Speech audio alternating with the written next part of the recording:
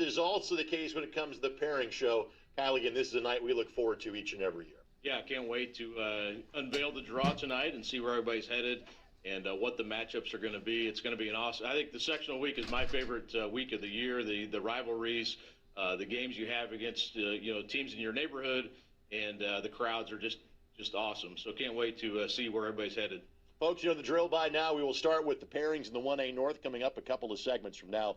We'll be joined by the commissioner of the IHSAA in Paul Neidig. Assistant commissioner in charge of boys basketball, Brian Lewis, will join us. And again, at the end of the show, we will show you the regional pairings as well, because that is done as a draw. And at that point in time, the state tournament stops, because we'll have a semi-state pairing show for you on Sunday, March 15th, when our tournament series goes from more than 400 teams down to 32 left, still competing for a state championship. Throughout the course of the program tonight, we'll also be recognizing watch parties from across the state of Indiana. And to interact with us, tweet us your watch party pics. You see right there on screen for those of you that are watching at IHSAA TV. And we've got 3 schools off the top. We're going to share it with you. The first school to tweet us the watch party pic every year, they get to make the debut. So Fonzo White in his first year as the head coach at Taylor, clearly they are using the gymnasium for their watch party get-together. Let's go to a team that'll hear their name sooner than most, the Eagles of Jacksonville, and the Elwood Panthers also getting together to watch tonight's show. Of course, both Taylor and Elwood will hear their names called pretty soon as far as the 2A brackets are concerned. The commissioner of the IHSA will join us coming up in a matter of moments. We'll take our first time out and get it out of the way, and Paul Neidig will join us on set. Again, you are watching and listening to the 116th Boys Basketball Tournament State Pairing Show on the IHSAA Champions Network, presented by Indiana Farm Bureau Insurance. This is your IHSAA. To other youth sports programs, they develop a special kind of player that every team needs, a glue guy. A glue guy's performance isn't measured in stats, and their impact doesn't show up on a highlight reel. And girls can be glue guys too. They're the players who are always willing to die for a loose ball, take a charge, or keep the energy of the bench up. They're the element that keeps a team's chemistry intact. High school sports are where glue guys have a chance to develop, where they learn that intangibles are just as important as skill. Developing glue guys is one of the things that makes high school sports essential. After they leave high school, glue guys are the teammates who help make businesses, families, and communities successful. I'm IHSAA Commissioner Paul Neidig. Buy a ticket to your school's athletic events and support high school sports, building up the glue guys we all need. This is celebrating their impact. This is honoring their pride. This is your IHSAA. I'm Sherry Shepard. You probably know me best as a co-host on The View. More importantly, I'm a mom. If you're pregnant or a new mom, you can get timely expert information to help keep your baby healthy, something every mother wants. Through a free service called Text for Baby, women get health tips sent directly to their cell phones to help them care for their babies through the first year. Just text BABY, B-A-B-Y, to 511411. That's BABY, B-A-B-Y, to 511411 for the health of your baby. In 49 states, it's just basketball. But welcome back on the IHSAA Champions Network, presented by Indiana Farm Bureau Insurance. Again, our state tournament series presented by the Indiana Pacers and Indiana Fever. Greg Rakestraw, Cal Nenrith. And as you can see, for those of you watching the program, we're now joined by the commissioner of the IHSAA in Paul Neidig. Paul, I know February is a very busy time of year for you and myself, Kyle as well. You and I were at the wrestling state finals last night. How's February treating you so far? Well, so far great. We wrapped up girls swimming here a very short time ago. Girls basketball is on the cusp of their state championship. The teams are set, the field is set, and all the activities that go along with that will take place this week. And we had a great wrestling tournament yesterday, what I think is the best venue in the country to celebrate state championships. And we're blessed to be able to do that with our friends, the Pacers and the Fever Sports Entertainment at the IHSAA. Well, there is a hashtag that we use more than others around here called Face of Sportsmanship, and we want you to use that too. But there's one that we trot out this time of year called This is Hoosier Hysteria. Yeah. There's nothing like Indiana high school basketball, and there's nothing like the Indiana high school basketball state tournament. There's not. You know, there's always these histories. I just had an opportunity to talk to Luke Zello the other day, and the first thing that comes to mind is Luke taking that iconic shot at half court to win a state championship for Washington High School. we'll have those moments again, and it may be this year, and we're going to have incredible things, and that is Hoosier hysteria. It's going to be packed to the rafters as we move through this tournament, and people come out still and celebrate this tournament, and we're happy about that, and I know the student athletes are happy about that also. Paul, it's been a few years now, the change to the new semi-state regional kind of flip-flop format. What's the reaction been so far to that change you guys have made? Well, I think for the most part, obviously, when you do your work in the eye of the public like we do, we're going to garner a lot of opinions, and that's certainly fine. We listen to those things. But for the most part, I think people like the change. It keeps people in the tournament, double the number of teams for a week longer. It allows communities to celebrate their team for another week, make that pilgrimage to wherever their semi-state location is to be able to play. And so we see a lot of excitement, and I think it just builds to a crescendo when we get to the state championship. You and I had the pleasure of being at Gamebridge last night. We'll do it again next Saturday. Frankly, these are state finals 2 and 3 in the building because volleyball moved there for the first time on the girls' side in November. Then the boys on March 28th. Obviously, the partnership with Pacer Sports Entertainment seems to be going pretty doggone well. It does. Phenomenal people. You know, they do a great job, and they understand education-based athletics and want us there, and they're happy that we're there, and we're happy that they allow us to come in there and be that place. But the one thing our fans need to remember, we're guests. It's like when I went to somebody's house when I was a child. If they told me to take my shoes off, I followed what that person did, or I had a chance to go home. You know, and we need our people to respect that facility because we're blessed to be able to use it. 9 days from this pairing show to the start of the tournament next Tuesday. What are those 9 days like inside of the IHSA offices? Well, we'll have a meeting first thing tomorrow morning, and we'll touch base on everything IHSA this week with my assistant commissioners. And you know, it's just one thing after another, and we stay on top of things. One thing, if we did learn anything with COVID, is we need to make sure that we're always looking 2 weeks out, and we always plan that way still today, and making sure that we're ready to go at the next thing that comes before us. And you know, the staff works hard this time of year, and we're so blessed to have a staff that cares and really wants to put on a great tournament for everybody. Now, as of tomorrow, you've got a state finals meeting for girls basketball at Gamebridge, so we spend a lot of time there this time of year. We do. Thanks for the time, my friend. Thank you very much. Paul Knighting, Thanks, Paul. Commissioner of the IHSA, kind enough to join us off the top of the show. Folks, what you are here for is pairings, and we'll get to that after this quick timeout. You're watching and listening on the IHSAA Champions Network, presented by Indiana Farm Bureau Insurance. This is your IHSAA. This is Indiana, home to great high school and college teams, and to the pros with your Indiana Pacers. Join us at one of the world's best basketball arenas, Gamebridge Fieldhouse, and cheer on your blue and gold. For schedule or ticket information, visit Pacers.com. That's Pacers.com. Your Indiana Pacers, a proud sponsor of the boys IHSAA basketball tournament. Your Indiana Farm Bureau insurance agent is here to help you navigate all the ins and outs of insurance. That's right. Julie's always there for me. She's the best. Nice. Your agent knows. My girl Julie. Jules, the crown jewel. Julie Jukebox. Yours, Julie. When you've got an agent who knows... Jewel Belt. Jewel Log. Julie Noted. You call your agent all these nicknames? Not yet, but I totally could. It's all cool with Jewel. Get to know an Indiana Farm Bureau insurance agent, and you'll never have to go it alone. Indiana Farm Bureau Insurance. Let's insurance together. Yankee legend Bernie Williams has a personal message to share. Idiopathic pulmonary fibrosis, or IPF, is a rare and serious lung disease that affected my dad. Its symptoms, which include shortness of breath, fatigue, and a dry, persistent cough, are similar to other more common conditions like COPD, which means that IPF is often misdiagnosed. There's no cure for IPF, but there are treatments that can help slow disease progression. If you think you or a loved one may have IPF, don't wait. Visit breathlessipf.com to learn more and talk to a pulmonologist too.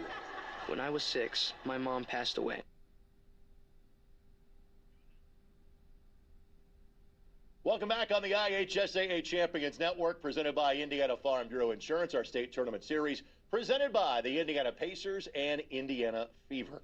Thanks for joining us, Greg Rakestraw, Kyle Nenrip. And, you know, Kyle is no stranger to doing video work. He does that for the Indianapolis Star these days. But he's got to learn sometimes to stare at the camera while I read nice things about sponsors. Like this from our friends at Ivy Tech Community College. An Ivy Tech degree means you'll be ready on day one at your new job with over 70 programs offered and a faculty that meets you where you're at. Get started at ivytech.edu. It is watch party time again. We try to get to 2 or 3 of these in each and every segment. My Twitter timeline is blowing up. I appreciate you tagging me. Make sure you also tag IHSAA TV, because that's how you get on the air. So amongst those schools that are gathering together to watch us tonight, Blackhawk Christian, and yes, I would make sure my state titles are in the picture as well, as those young men have shown. They'll be a contender in 3A this year. Bethesda Christian, they will be in action in 1A. In fact, we will have their name coming up this segment of the show. And the Jets of Adams Central also gathering together. Kyle, as you will learn, this turns into Better Homes and Gardens of the state of Indiana. Keep those watch party pictures coming at IHSAA TV. Without further ado, it's time to get to the pairings. We always start in 1A. We go from small to big in terms of schools. We go from north to south in terms of geography. So with that, let's get to sectional number 49. And it doesn't get long to get, or take long rather, to get to the number 1 team in the state. They're the first team on the bracket. That would be the Mustangs of Couts. They will take on a perennial contender from years gone by in Bowman Academy in game number 1. 8 teams here, so 2 games on Tuesday, 2 games on Wednesday, straight quarterfinal bracket. Tuesday night, second game, Westville and Morgan Township. Those that are playing on Wednesday night, the Senators of Washington Township will take on Hammond Science and Technology. Then Tri-Township and Marquette Catholic again.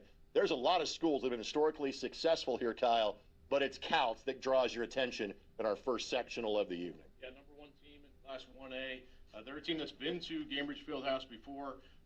3 years ago, they were able to make it there. Lucas Kleckner, 23 points a game for that Couts team. They put up a lot of points, and they have 3 others in double figures this year. All right, so let's get to sectional number 50. Sectional number 50, again, after we get to Couts, let's get to Caston sectional number 50. Tri-County reached the regional round from this group a season ago, and they are the first name on the board in this sectional. South Newton is the team they will play in game number 1, followed by North Newton and West Central in game number 2. Those playing on Wednesday night, Caston and North White, followed by DeMott Christian and Pioneer. Tri-County, the defending champ, but it's West Central that is likely the favorite here in sectional 50. Yeah, I agree. West Central 15-3. They're a school that has not won a sectional in 21 years, so they're looking to get through there this year and do that. A couple players that are averaging double figures for them. I think West Central is going to be a team to watch here coming out of the top half of that bracket. I had a chance to see DeMont Christian when they played in the Frankton-Elwood tournament earlier this year. Really good small school team. They've got 17 wins, but 2 of them have been against teams in this, or losses, I should say, in terms of 3 losses. 2 of them have been to teams in this group, including West Central. Sectional number 51, Triton reached the semi-state round from this group a season ago. And again, their name is in game number 1. They'll take on Trinity Greenlawn. Other game on Tuesday night will be Oregon Davis and Argus. Those playing on Wednesday night, South Central of Union Mills against Elkhart Christian, followed by Culver Community and North Judson San Pierre. Kyle, it never takes you long about having a discussion about 1A basketball to get to Jason Groves and Triton. Yeah, Triton always seems like they're a team to watch coming out of that sectional 51 you see there. I'm going to say South Central, though, a team to watch as well. Matty Bush's team, Jay Huerta, 16.7 points a game, and Brady Grass, 10.4 points and 8.4 rebounds. That could be the championship matchup there on Saturday night. South Central of Union Mills, 18 wins, Triton 17, and the Satellites have not won a boys basketball sectional in 23 years. Sectional number 52, Lakewood Park Christian came from this group last year. This is a 7-team sectional. Fremont, who should be celebrating their girls basketball team making the state finals, they draw the bye. 1 game Tuesday. It's Canterbury School in Hamilton. Winner gets Fremont in a Friday night semifinal. Bottom half of the bracket for Lakewood Park Christian versus Smith Academy. Then it is Bethany Christian versus Lakeland Christian. A lot of parity, Kyle, in sectional 52. Yeah, this is one of the more wide open brackets, I would say, in 1A. Canterbury 10-11, but they always play a really difficult schedule. Nicholas Collins, a junior, 10 points a game and 6.8 rebounds. Canterbury will have to, Fremont's got the bye there, but the three teams on that side of the bracket, I kind of like Canterbury to win that one. Let's get to sectional number 53, and again, a lot of parity here. Let's start with Faith Christian and Lafayette Central Catholic. The next-door neighbors play each other in game number 1. That's on Tuesday. Winner gets Covington in a semifinal. Bottom half of the bracket for North Vermilion and Fountain Central. followed by Riverton Park and Attica. And frankly, when Central Catholic's in 1A, this is normally where you start. But Cal, they've got 8 wins. This might be a year where somebody can get past CC, but don't be surprised if the Knights are dancing with an under 500 record to the regional round. Kyle, what do you see here? Yeah, very, very good point there. Their record doesn't matter always because they play such a tough schedule. That applies to their football team a lot too. North Vermilion, I think, though, if you look at the bottom half of that bracket, I like their path there. Sophomore Tegan Leonard, almost 18 points a game for that North Vermilion team this year. They're 4-0 against the teams in this sectional. So that could be a factor in this sectional 53. Let's get to sectional number 54. And Clinton Central will host. Last year, this is where Clinton Prairie ended a sectional drought of 43 years and rode that all the way to the 1A state championship game. Different favorite this year. That favorite, frankly, is probably Rossville, who draws the bye. They're to Friday night. They will await the winner of Traders Point Christian and their rival, Carroll of Flora. Then the Wednesday night doubleheader will be Bethesda Christian versus Clinton Prairie, Frontier and Clinton Central. What do you see here in the eastern half of Clinton County, Kyle? Yeah, I agree. Rossville has the bye, and I think they would be the favorite anyway in this sectional. They are a team that, Braden Thiele Hahn had 52 points in a game earlier this season. He's over 22 points a game on the season, 7 rebounds a game. Also, you might want to look at Frontier there at the bottom. They play a Clinton Central team in that first round, but Frontier 15 wins on the season this year, so that could potentially be a Rossville-Frontier championship match. Been 5 years since the sectional title for Rossville, which seems like a drought for them. That's how good that program has been. Year in and year out. Sectional number 55. We go to the Muncie area for this one. Westdell is the host school. Back to 8 teams here. A lot of balance last year, and Daleville won the sectional for the first time in 16 years. Southern Wells will take on North Miami in game number 1. Then it's Tri-Central and Northfield in game number 2. Daleville and Westdell that'll play the first game on Wednesday night in game number 3, followed by Southwood and Cowan in game number 4. And really, Kyle, there's kind of 2 teams that stand above the rest here in sectional 55. Yeah, Southwood's definitely one of those teams you see on the bottom of that bracket playing Cowan in the first round. Bryce Wilcox, over 21 points a game this year for that Southwood team, 9 rebounds a game. They're a team that made the state finals 3 years ago, so some history there for them as well. Maddox Marshall also over 11 points a game for that team. North Miami, you mentioned, I think they're another team on the top half of that bracket to watch. Yeah, Southwood beat North Miami by 13 when they played a couple of weeks ago. Southwood has won a sectional championship in 6 of the last 9 years. All right, final sectional in the northern half of the bracket in terms of Class 1A. Cambridge City Lincoln will be the host. Monroe Central made it to the semi-state round from this group last year. Union of Modoc draws the bye. They'll play the winner of Seton Catholic and Union City. Bottom half of the bracket for Blue River Valley and the aforementioned Bears of Monroe Central, followed by Cambridge City Lincoln and Randolph Southern. And it's probably the 2 favorites here are both in the bottom half of the bracket, Kyle. Yeah, Monroe Central and Randolph Southern are the 2 teams you probably want to look for there. Monroe Central 15-4 on the season, and sophomore Luke Morgan over 18 points a game for that team, and also Tayshawn Beatty 17 points and almost 14 rebounds a game, so he can go get it off the glass. And Monroe Central, another team with pretty good basketball history there. But that semifinal night, Randolph Southern, Monroe Central, that could be the game there. Randolph Southern 18 wins, their first winning season in 31 years. I had a chance to see the Rebels when they played in Franklin and Elwood's Holiday Tournament, the Central Indiana Classic, early in January. Best of luck to everybody in sectional 56. And folks, that's how quickly it goes. 8 sectionals. The northern half of the 1A bracket has been revealed.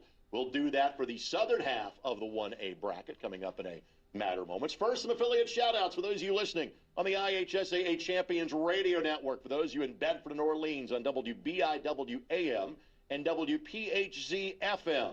And those of you listening in Bloomington on 1370 AM, 96.1 FM, and the all-new all-sports station in Bloomington, 98.7 The Zone. Thanks to those of you listening in the southwest quadrant of the state, and we'll give affiliate shout-outs like we'll do watch party pictures throughout the course of the show. Alongside Cal Nedrip, my name is Greg Rakestraw. Back in just a moment with our 1A Southern sectional pairings as you're watching 116th Annual IHSAA Boys Basketball Tournament Pairing Special right here on the IHSAA Champions Radio Network.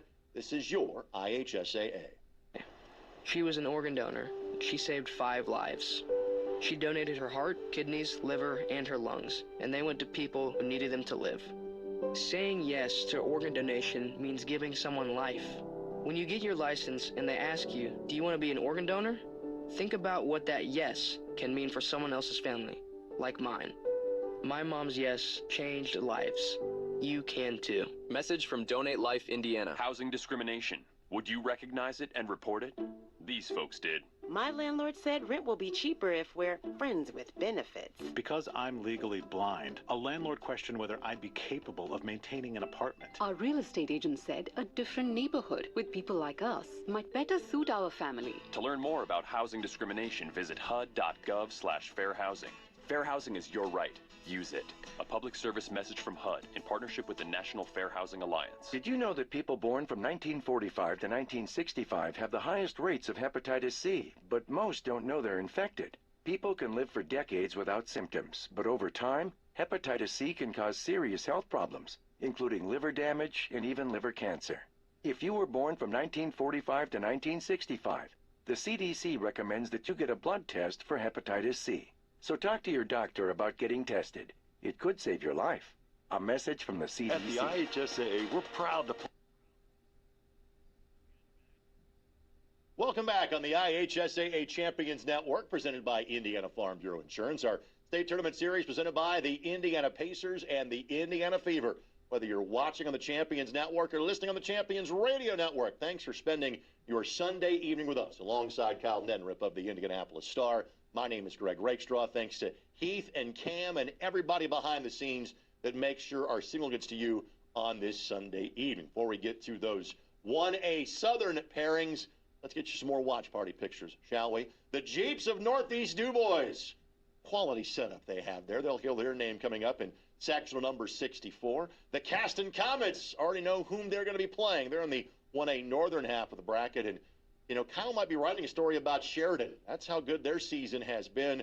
They're looking to end a lengthy sectional drought as well. We'll get to them once we get to the 2A pairings, but we have half of the field in 1A to show you. Let's do that right now. We start in the Indianapolis area with sectional number 57. This will be hosted by Indiana School for the Deaf, and they are one of the first 2 teams off the board. They will take on Purdue Poly of Broad Ripple in game number 1, Tuesday night, 6 o'clock. The International School will take on Anderson Preparatory Academy in game number 2. The Wednesday night doubleheader will be Liberty Christian and MTI School of Knowledge, followed by Indiana Math and Science and Tinley. And it is Liberty Christian that gets your attention from this group, Mr. Neddenripp. Yes, I've had a chance to see them play a couple times this season. Kendrick Martin, the junior, 17.4 points per game, 4.6 rebounds. Monty Dillard Jr., 16.4 points and 9.6 rebounds. They play a very difficult schedule against a lot of 3A and 4A teams.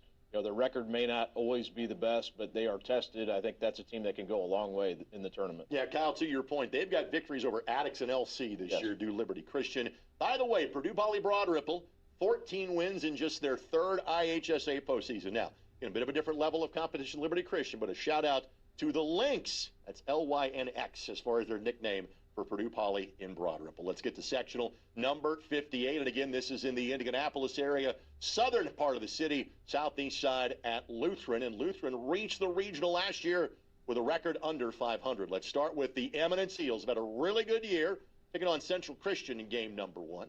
Winner then takes on Providence Cristo Rey in Friday's first semifinal. The Wednesday doubleheader will feature Greenwood Christian Academy against Victory College Prep. Then it is Lutheran and Indy Met in a game number 3, second game Wednesday night.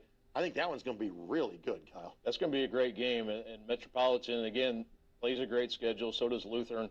Their record's not indicative of how good those teams are.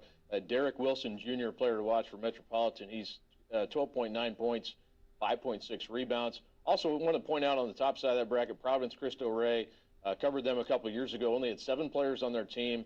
They have been able to turn it around. Scott Miller, coach of that team, playing really, really well. TJ Dewerson, their top player, is senior.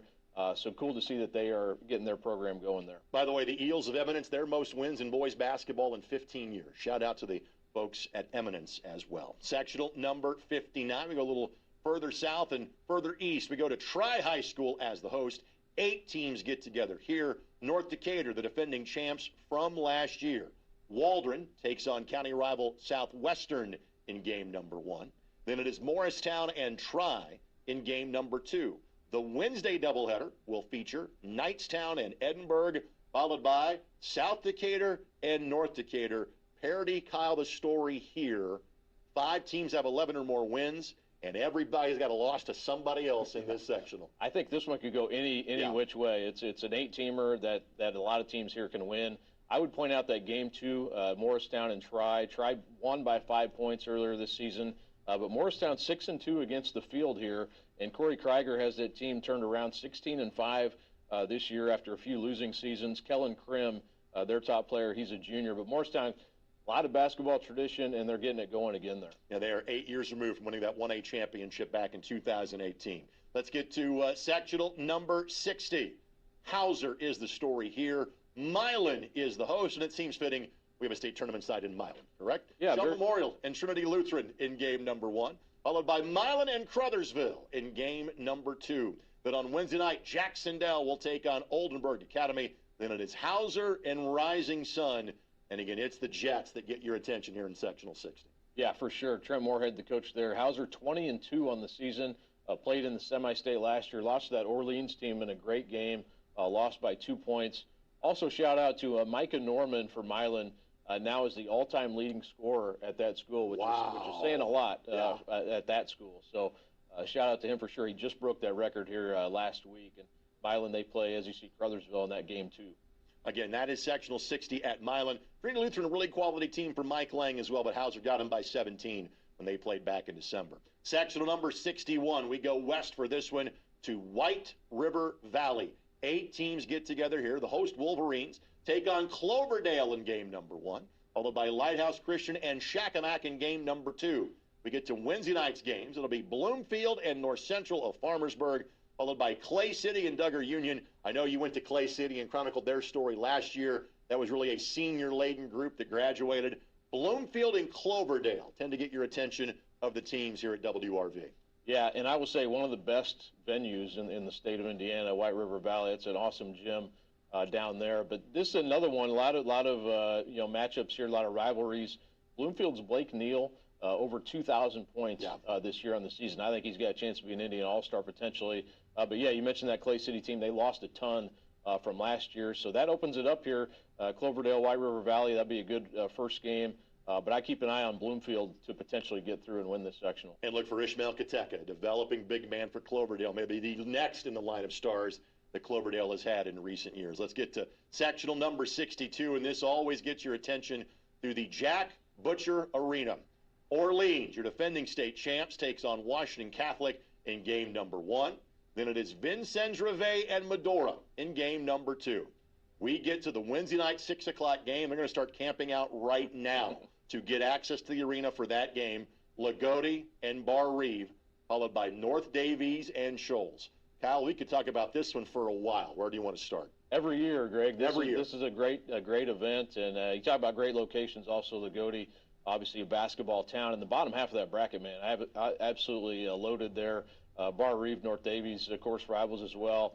But I like Orleans. You know, they've got the experience. It's a little bit different team this year, but Alex DeWitt was part of that group last year, 16.6 points, 6.2 rebounds on the season, and a little bit better a draw, I would say, than the bottom half. You could see Orleans in that championship game. I'm not sure there is any more juice needs to be added to Lagodi and Bar Reeve, but Josh Thompson makes the move to Lagodi now as the coach and AD coaches against his old team. Heath Howington has done a great job with the Vikings. They're 20-1 on the season. Bar Reeve is ranked number 2. Orleans is ranked number 4 in the state. Again, absolutely loaded field, as it is every year in sectional 62. Sectional number 63. This is hosted by Borden. And a big game in this sectional was played on Friday night. And they're going to see each other again. Rock Creek and Lanesville get game number 1. Then it is Henryville and West Washington in game number 2. Back to that matchup in a moment. The Wednesday night doubleheader will be South Central of Elizabeth and New Washington, followed by Christian Academy and Borden. And again, West Washington just played Henryville on Friday night and beat them by 9. And that might be enough to say the Senators are the favorite here in 63. Yeah, I think so. I think they're going to be the team to potentially come out of this, or at least be the favorite going in. But I would also say, Greg, like you said, Henryville 14-8 on the season. They're a tough matchup there, and that's a tough opening game. A lot of times you have nerves in that opener. That could be a factor certainly in that one. And then Borden too at 11-11. I wouldn't count them out either. Obviously, the girls, their girls program's absolutely rolling right now, and a great boys history as well. So just a good basketball town, and I think an 11-11 record. They're actually probably a little bit better than that. Anything you want to add about Lanesville? You want me to handle? No, you go ahead. Why don't you go ahead? 4 straight wins for the Eagles, by the way, heading into the final week of the season. Sectional number 64, Wood Memorial is the host. This might be the favorite here, too. Northeast DuBois won this sectional last year. Let's go to the bracket. Memorial takes on Evansville Christian in game number 1. Winner gets Tecumseh in the Friday night semifinal. The Wednesday night games will be Evansville Day School against the Cannleton Bulldogs. Then it is Springs Valley and Northeast DuBois. Wood Memorial has the most wins in this group. Trojans check in at number 12 in the state this week. And I love the fact you have Cannleton pulled up as the team to highlight here in the sectional, Kyle. Well, I went down last year and wrote a story about them. They had 5 players on their team, and they made it through the season. That was kind of the whole point when Mike Garrett was talking to him about it. This year, he knew they had some players coming in. They've rejuvenated their program there. They're 6-16. That represents a pretty good turnaround for them. Happy to see that they kind of kept their program alive last year, and now they're doing a little bit better. Kyle, I wear it as a badge of honor that I got to play in the Firehouse Gym they talk about in Cannleton back in the day. Folks, that is the 1A pairings as far as the bracket is concerned. We'll get to the 2A pairings coming up in just a matter of moments. First, we want to thank our 2 presenting sponsors for today's broadcast, the Indiana Pacers and the Indiana Fever, as well as Indiana Farm Bureau Insurance. Indiana Farm Bureau Insurance is the official presenting sponsor of the IHSAA Champions Network, the most comprehensive state high school broadcast network in America. And the Indiana Pacers and Indiana Fever are the presenting sponsor, 116th IHSAA Boys Basketball State Tournament throughout the state of Indiana. When we come back, the 2A pairings, as you're watching and listening on the IHSAA Champions Network, this is your IHSAA. Partner with the American Dairy Association Indiana to make milk the official beverage of high school student athletes. As a student athlete, it's important to fuel yourself for performance both in the classroom and on the field. Milk is naturally made up of water and electrolytes to rehydrate, high-quality protein to repair muscles, and carbohydrates to replenish energy stores. Whether you win the Indy 500 or an Indiana High School State Championship, it just makes sense that winners drink milk. Hey, Dad. Yeah? You remember that ball game we went to a couple years ago? Sure. And how you didn't have enough cash for 2 hot dogs, so you walked with me on your shoulders until we found an ATM? And then when we got back to our seats, we never saw the hot dog guy again. Well, I don't remember all that. Yeah, that was an awesome game. You never know which moments will be the ones they'll remember forever, so take time to be a dad today. Learn more at 1-877-4DAD-411 or visit fatherhood.gov. Brought to you by the U.S. Department of Health and I'm Human Deidre Services. Hall with a message about your eye health. My mother had age-related macular degeneration, or AMD, which means my family members are at greater risk. I'm Dr. Sada of Doheny UCLA. AMD is the most common cause of severe, irreversible vision loss in older adults. If a healthcare professional suspects AMD, a retina specialist can confirm the diagnosis and work with you on a treatment plan. Routine eye care can help maintain your vision. Visit geteyesmart.org for more information. At the IHSAA, we're proud to have partners who share our vision. Welcome back on the IHSAA Champions Network, presented by Indiana Farm Bureau Insurance, our state tournament series, presented by the Indiana Pacers and Indiana Fever. While you're handing out thank yous, our studio producer for radio is Brad Huber, doing a great job on the 1s and 2s. And our affiliates across the state of Indiana include great stations like WXKU in Austin and Seymour, WRBI, the voice of the Batesville Bulldogs and many other schools in southeastern Indiana, WCSI in Columbus, and Tree Country, WTRE in Greensburg, wherever you might be listening on this Sunday night. We appreciate you being with us. We know where some of you are watching from. As you see, keep sending us your pictures. Keep doing that. At IHSAA TV, our 3 that we have picked for this segment of the show, the Lewis Cass Kings getting together. It looks like a fine place to get together, whatever your evening might be. How about the Argonauts of Heron Riverside? I think that's actually in their building. And if you have never been to the old Naval Armory in which they play, it's one of the coolest venues you'll ever come across. And the Wheeler Bearcats are about to have their name mentioned here. So with that, we'll transition to their sectional in sectional number 33. So 8 sectionals off the board coming up in this segment. As far as 2A is concerned, Northwest Corner Boone Grove gets to host, and look who it is. Wheeler's the first team on the board. They'll take on the host school in Boone Grove in game number 1, followed by Andrean and Lighthouse. Then in the back half of the draw, the Wednesday night doubleheader, Hebert and Whiting, then 21st Century and Lake Station Edison. And I think all I need to say about 21st Century, Kyle, is that they've got the one win against Crown Point of any team so far this year. Yeah, watch that game online, and they really dominated the fourth quarter, which nobody's done against Crown Point this year.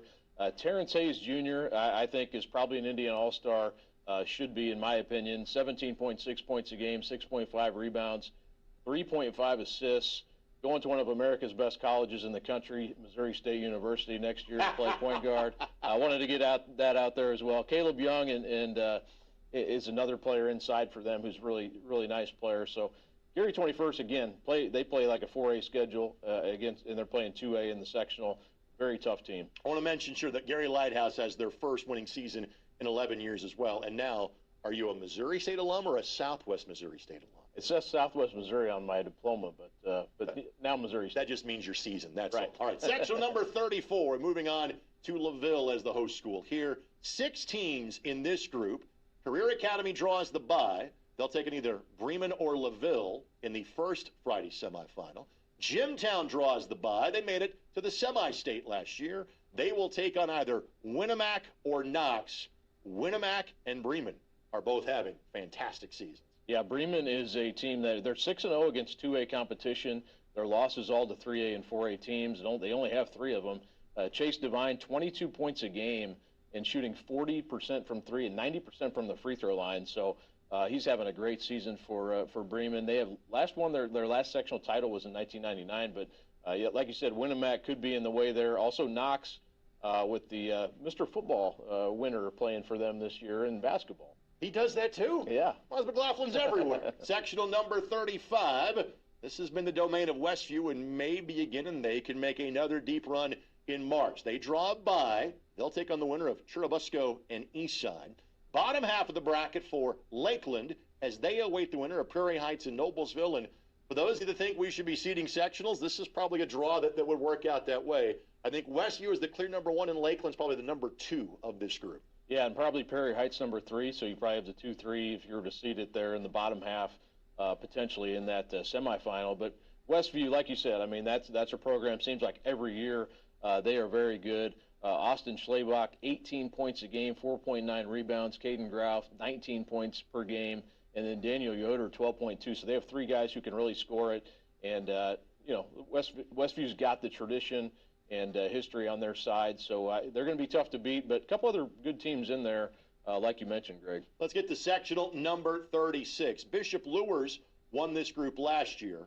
Bluffton is the host and might be the best team this year. Let's see. Bluffton and South Adams in game number 1. Winner gets Woodland in a Friday night semifinal. Luers draws the bye. They await the winner of Whitgo and Adams Central. And again, Luers and Bluffton are the 2 teams that are kind of on my radar here, Kyle. Yeah, Bluffton, coached by Craig Teagle, knows something about winning. 482 wins in his career. But Luers, too, 12-9. But again, a team that plays a really good schedule. They have the bye here. You can see Bluffton and Luers potentially playing that championship game. Carmani Davis for Luers, 14.4 points a game, and he's a senior. So, Luers tested, and I think will be a tough out here. Yeah, they started 1-5, so the fact they're above 500 catches your attention. Sectional number 37, Delphi the host, Webo the defending sectional champ, and those 2 teams draw each other in the first game on Tuesday night. Winner gets the Bombers of Rensselaer Central in the first semifinal on Friday. Bottom half of the bracket, Benton Central awaits Seeger and North Montgomery. Seeger's been waiting to win one of these for a while, and this may be their best chance. Yeah, hard to believe they have not won one since 1978, so it's been a long time. But Seeger, I would give them maybe be the slight favorite here, but I think it's a wide-open sectional. They're 14-8, Delphi 12-9, and Seeger has 5 juniors who lead them in scoring, so they're going to be good again next year. Jack Cole is the top scorer out of that group, 13.5 points a game. But this looks like a very competitive section, like you mentioned, Western Boone. came out of it last year with a very similar record, so they could have a little history on their side as well. Sectional number 38. This is where the Manchester Squires went all the way to the state championship game. This year it's Oak Hill that maybe is in that conversation, and we'll get to both those schools in a matter of moments.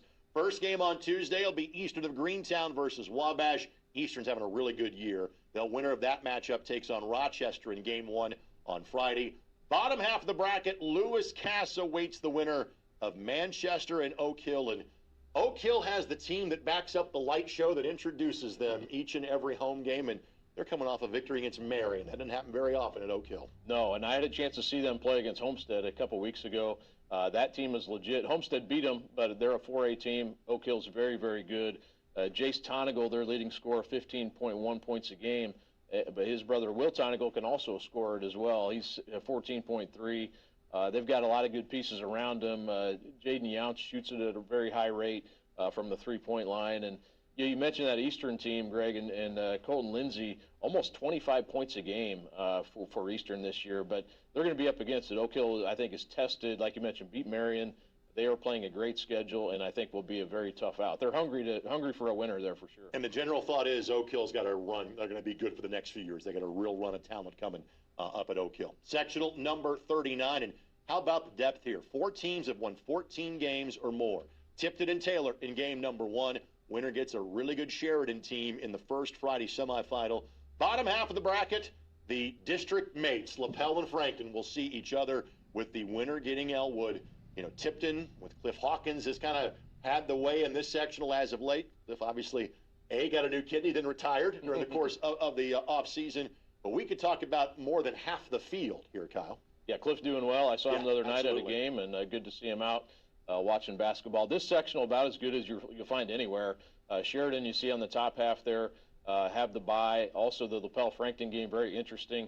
Sheridan Taylor, I covered that game earlier this year. It was a very competitive game, and I think they'll will be that way again. Sheridan, they're another team very hungry to be a winner again. But Trey Page, 18.6 points a game, shoots it really at a high rate from the three-point line. Grandson of Billy Shepard, so you know he can put it in the basket. LaPel having a great season as well, and Frankton, I think that'll be a great game on the bottom half of that bracket. Taylor, Javion Harris, and Dre McClatchy are their 2 guys that make them go. So a lot of teams I think that could come out of this group. Sheridan has not won a boys basketball sectional since 1983. Fonzo White doing a great job in his first year at Taylor High School. Final sectional for this portion of the program will be sectional number 40. Eastbrook is the host. Blackford, the team that gets your attention. Blackford takes on Alexandria in game number 1. Winner gets Eastbrook in the opening semifinal on Friday night. Bottom half of the draw, Wapahani awaits the winner of Madison Grant and Muncie Burris. Wapahani's been on a run. Coaching change as Matt Luce has moved on to Newcastle. Blackford struggled a little bit as of late, but still having a really good season. Marion Leggett, one of the best sophomores in the state, 26.6 points a game. And I saw him in the Futures game in June, and he was MVP. So considering the talent in the state, that is a very, very good award for him to get. Wapahani, I think they would scare you in the bottom half just because their name's Wapahani, and they can always beat you. Camden Bell, 25 points a game. For them, Alexandria also, you mentioned, Greg, having a great season as well. So that could be a very good opening round game there between Blackford and Alex. With that, we'll get you to a quick timeout. When we come back, the bottom half of the draw, the southern half of the draw as far as 2A is concerned. You're watching and listening on the IHSAA Champions Network, presented by Indiana Farm Bureau Insurance. This is your IHSAA. Of building a strong Indiana. I'm Commissioner Paul Neidig. And I'm Rafael Sanchez, Chief Impact Officer of Old National Bank, founded and headquartered in Evansville, Indiana. We couldn't be prouder of our Hoosier heritage. And Hoosiers couldn't love high school sports more. That's why it's important to us as a Hoosier bank to invest in high school sports. We offer financial literacy programs that help student athletes make educated financial decisions once their playing days are over. The association is committed to keeping high school sports focused on education first. The life lessons we teach help student athletes develop both in the game and in life. And that's a win for every Hoosier. Thanks to partners like Old National Bank, the future of Indiana looks strong. Support education-based athletics by buying a ticket to your high school's athletic events. This is investing in our future. This is building up Indiana. This is your IHSAA. More than 100 million wild animals are killed each year illegally. Poaching is a major threat to our country's wildlife. I'm Tom Barry. I'm an actor with a desire to preserve living space for wildlife. The Humane Society Wildlife Land Trust does just that. Works with private landowners to protect wildlife, to preserve natural habitats. To learn more or to work with the Humane Society Wildlife Land Trust, call 800-729-SAVE. That's 800-729-SAVE, or visit wildlifelandtrust.org. Thank you.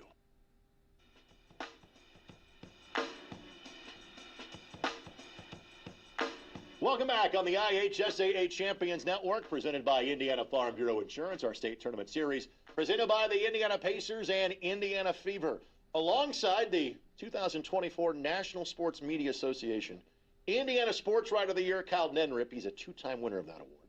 My name is Greg Rakestraw. Thank you so much for joining us. Let's get you to some more watch parties across the state before we get you those 2A pairings as well. Park Heritage, the Wolves. They'll hear their name coming up in just a matter of moments. We had the Eastside Blazers in the last segment of the show. Those poor kids got to go to class to watch the party, but thank you, fellas, for doing that. And Greenwood Christian Academy. Now, they're lounging and relaxing. They get the idea. Keep those watch party pictures coming at IHSAA TV. Some more radio affiliate shout-outs. Want to make sure we get in. WZZB in Seymour, WYIR in Boss City, WBNL in Boonville. We got nice things to say about Boonville coming up. And we reference Cannleton. You can be listening there on WCJZ in Cannleton. Thanks to those of you watching and listening. And let's get back to the reason you are here, not to stare at Kyle and I, to see your team's name in lights. Sectional number 41, Greencastle, the wonderful McAnally Center, is the host here. 6 teams. North Putnam draws the bye. They'll take on South Putnam or Southmont in the first game on Friday. Then it is South Vermilion awaiting the winner of Greencastle and Park Heritage. And Kyle, Park Heritage has not been around for long. The merger of Rockville and Turkey Run. But, man, they have been good in basketball from the jump. They really have. And talking to Trey Shelsky just the other day, he was a 7th grader when they made it to the state finals. They've been trying to knock on that door and get there again. Played in the semi-state each of the last 3 years. And sure enough, they get Greencastle right out of the gate. I think that's probably their toughest matchup here in this sectional, playing on Greencastle's home court. But I think they knew that going into it. That would be the case. And Park Heritage, it feels like they're ready to make a run, and we'll see if they can do it. Shelsky about 15 points a game, but they are very good balance as well. Carter Crum, 13.5, and Isaac Pickle is over 10 points a game and about 8 rebounds. So very good team. Park Heritage is a team that could go all the way this year. I like seeing teams get rewarded that play everybody and anybody, and that is what Rich Shelsky has done so far this year. Sectional number 42, and how about this? Everyone is over 500 in this group. University and Monrovia, we'll get to University's story in a matter of moments. The winner of that game takes on Covenant Christian. Then it's Park Tudor awaiting the winner of Cardinal Ritter and Riverside. University made the 2A championship game last year, but unfortunately had a player just leave the program in the last week. And again, there's a thought that Coach Blanding's squad can still do some damage even without the son of Alan Henderson, one of the all-time greats in this state. Yeah, Joshua Henderson was leading him in scoring and rebounding, has moved on to Carmel, but they still have a team, I think, that can go on and do a lot of damage this year. They have good experience from making it to the state finals a year ago, so I think they're still going to be a tough out here. And they actually, I think, even though everybody's got a winning record here, got a decent draw because Park Tudor, Cardinal Ritter, and Riverside are on the bottom half of this bracket. Cardinal Ritter, I think, Greg, is Devin Bolden is having a great year for them. He is over 21 points a game and 13 rebounds, so having a monster season. And also shout out to Riverside. He's only lost 1 game this year. And Ty Hopper, Jace Bennett, both about 14 points a game. So the winner of that game will get a very good Park Tudor team that could very well win the sectional. Monrovia, now coached by Brian Barber, has over 500 wins. Again, this is a really good group at Cardinal Ritter. Sectional number 43. And speaking of coaching legends, you'll see one's name on the board in terms of Triton Central and Mark James. There's others as well.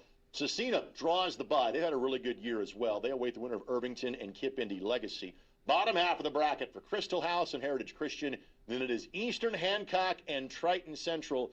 And not exactly a surprise that a Mark James coach team has won 18 games already this year. Yeah, this is a tricky bottom half of the bracket. They'll have to get through Eastern Hancock, and then either Heritage Christian or Crystal House would present some challenges for them. But really like this Triton Central team. Eli Segal just broke the all-time scoring record at Triton Central, averaging 22.3 points a game, and he is super efficient. He doesn't do this on a lot of shots per game either.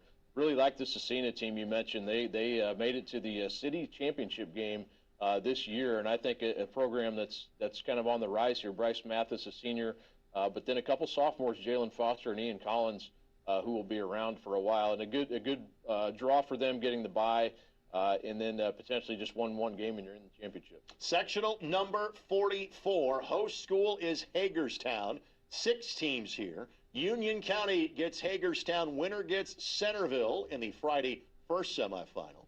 Then it is Shenandoah who awaits the winner of Winchester and Northeastern. And again, the 2 best teams of the group probably got the bye to Friday night. Yeah, it worked out pretty well. Shenandoah there, you see on the bottom half of the bracket, they're 17-4. Aiden Coffey, their top scorer this season.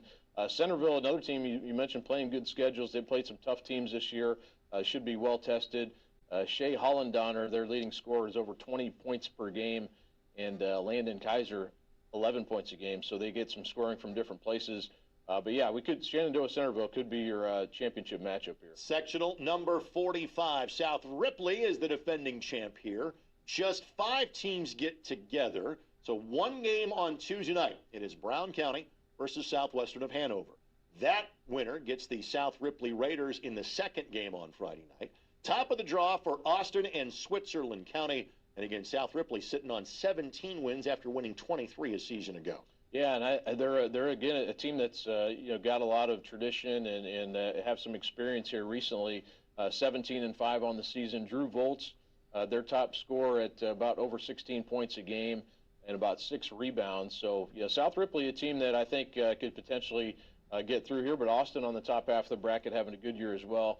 They're 12-8 as of right now. Sectional number 46 is where you get the number 1 ranked team in Class 2A in the Rams of Paoli.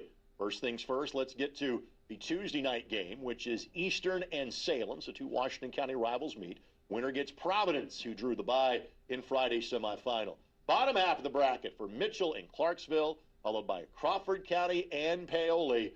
And again, Paoli and Providence drawn opposite each other here in 46. Yeah, Providence won this game last year by 1 point in the sectional final. So Paoli 21-0, but really they want to get through here and win this sectional. Dusty Cole, their coach, Dane Padgett, 12 points a game, and Dakota Apple, about 11 points and 5 rebounds. So pretty good balance. They have 3 other guys averaging over 8 points per game, so they get it from a lot of different players.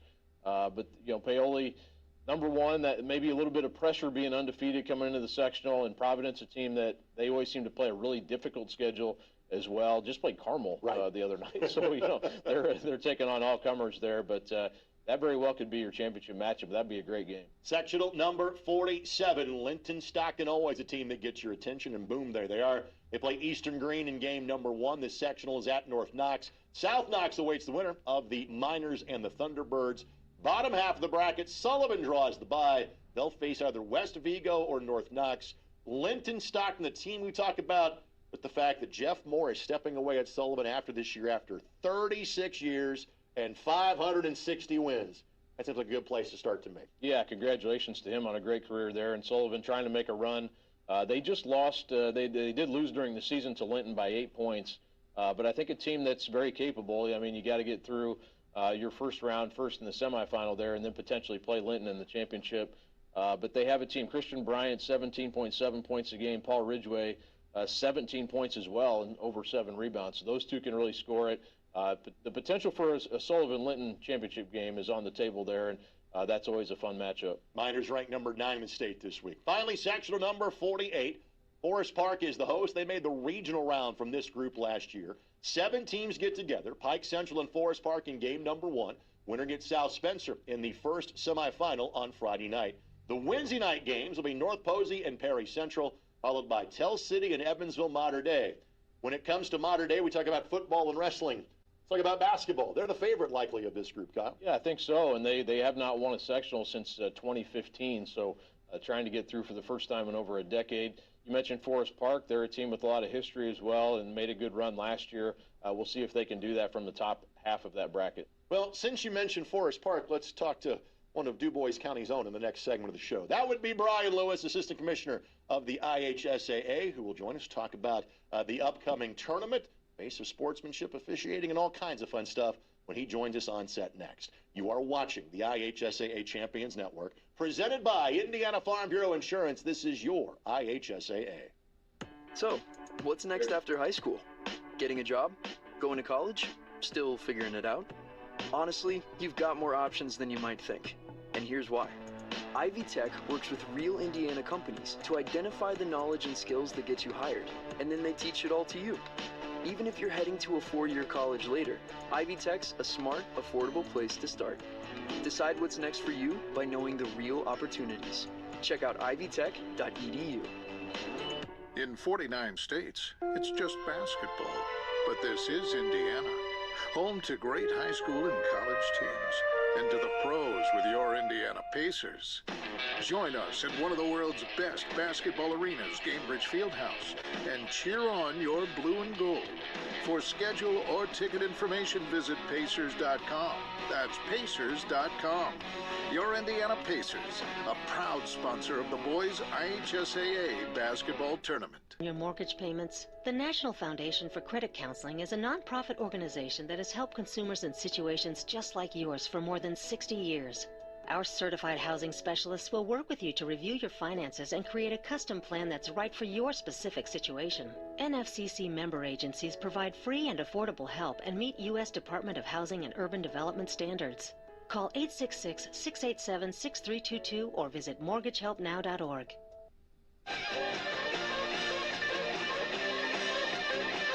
Welcome back on the IHSAA Champions Network, presented by Indiana Farm Bureau Insurance, and our state tournament series presented by the Indiana Pacers and Indiana Fever. Greg Rakestraw, Cal Nenrip, and Brian Lewis joining us now, the Assistant Commissioner in charge of the IHSAA.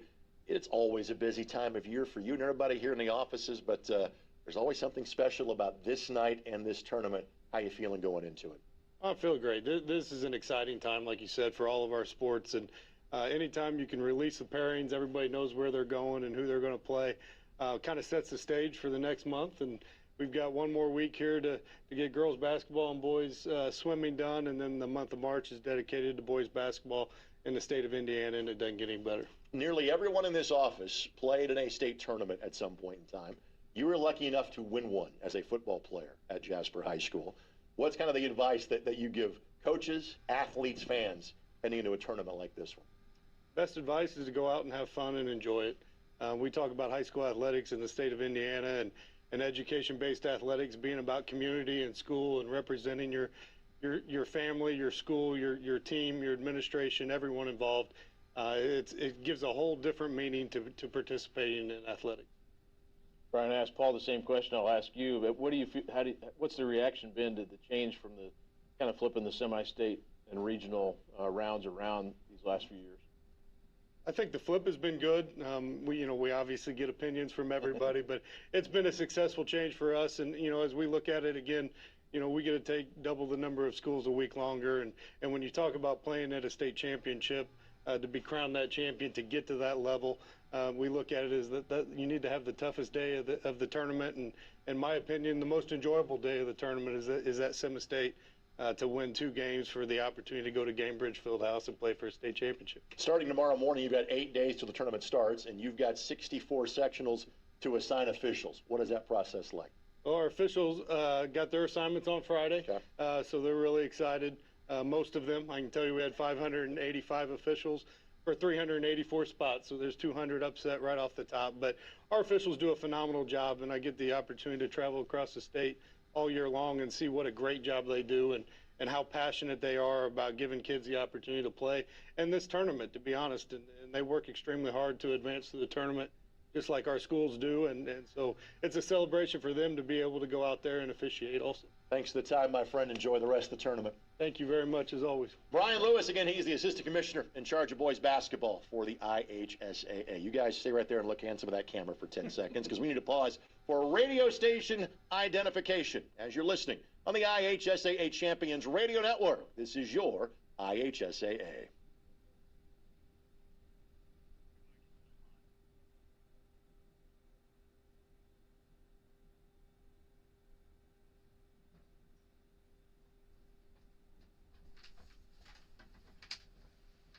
You guys did that like trained professionals. Staring contest. You won it very well. We'll take this quick timeout. When we come back, we'll get to the 3A North pairings on the IHSAA Champions Network, presented by Indiana Farm Bureau Insurance. This is your IHSAA.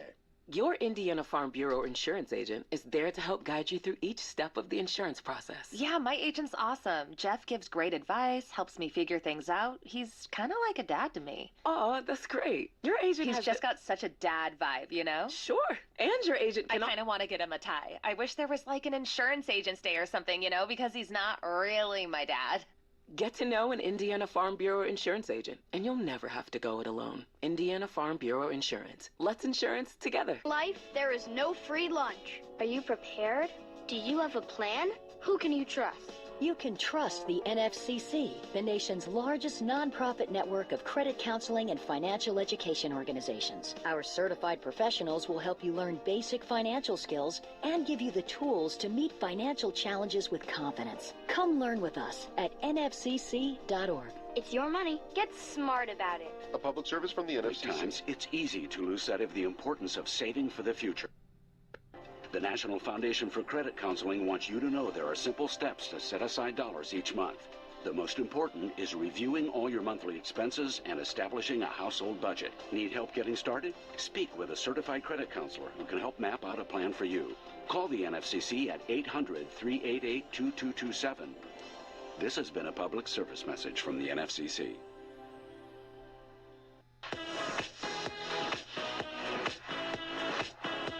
Very rarely in his day job is Kyle Neddenriff paid for doing nothing. In fact, he's seemingly always doing something. He may be the one man that's in more gymnasiums than I am. But sometimes he just gets to sit there while I say nice things about folks like our good friends at Ivy Tech Community College. Each year, over 70,000 high schoolers earn college credit at Ivy Tech while still in high school. And save on tuition while doing it. Find out more at ivytech.edu. This is the IHSAA Champions Network, presented by Indiana Farm Bureau Insurance, and our state final series is presented by the Indiana Pacers and Indiana Fever. Let's recognize some more of our watch parties across the state of Indiana. The Shenandoah Raiders. They went with the risky play of getting wings while wearing white polo shirts. I hope it turns out well for the Raiders. Churubusco, we had their name earlier in the contest, and best of luck to Busco in the upcoming tournament. Same for Central Noble. Again, they were in the 2A portion of the bracket. Keep those watch party picks coming.